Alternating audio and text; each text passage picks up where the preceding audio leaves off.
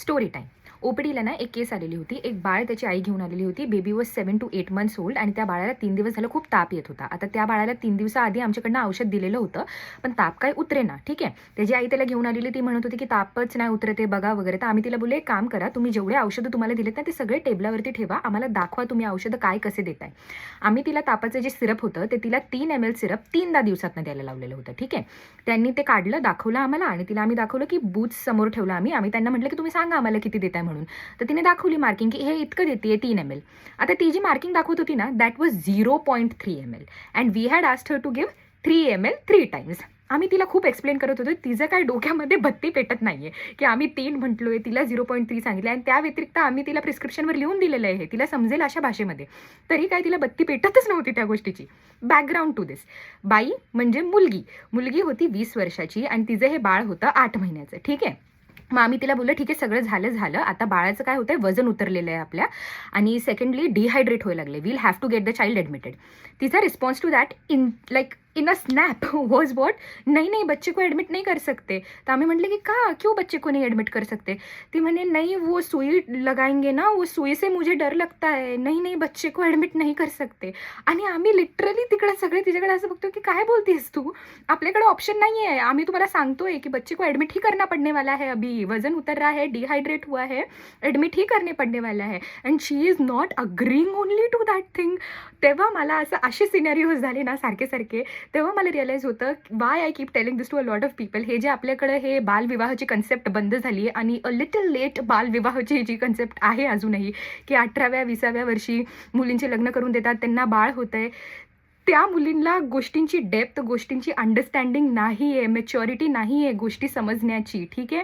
ह्या मुलींचं तुम्ही लग्न करून देता, ते ह्यांना बाळ होतं, ते तिला आम्ही 20 मिनटं घालवले ते एक्सप्लेन करण्यासाठी की करनाच पडेगा, हम बता रहे हैं ऑप्शन नहीं है, हम बोल रहे हैं आपको की करना ही पडने वाला है.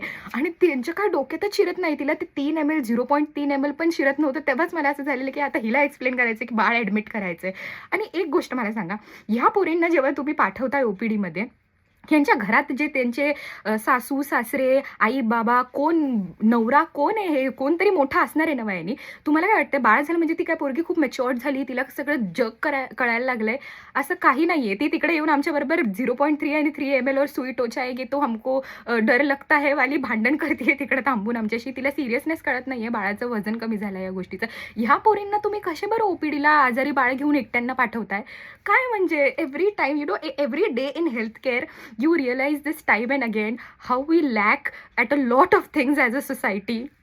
मेनली दिस थिंग. त्यामुळे मी खूप लोकांना हे बोललेली आहे आणि मी अजून पण फर्मली ही गोष्ट बोलणार आहे की don't get your daughters married at 18-19 and don't put them into a situation where they will have to have kids early on in their early 20s and all.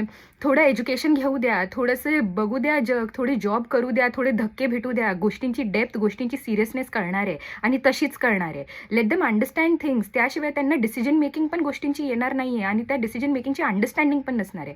That is why I keep telling this to a lot of people.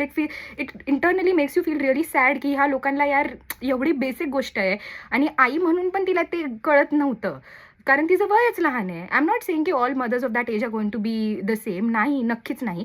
But still like majority of them are not having that understanding. आणि त्यामुळे मी constantly म्हणत असते की let them go out, let them take the experience. Where in 2026 now it's like way bizarre than what we think. But yeah, this is what I had to rant about today. That's it. Bye. See you with the next story.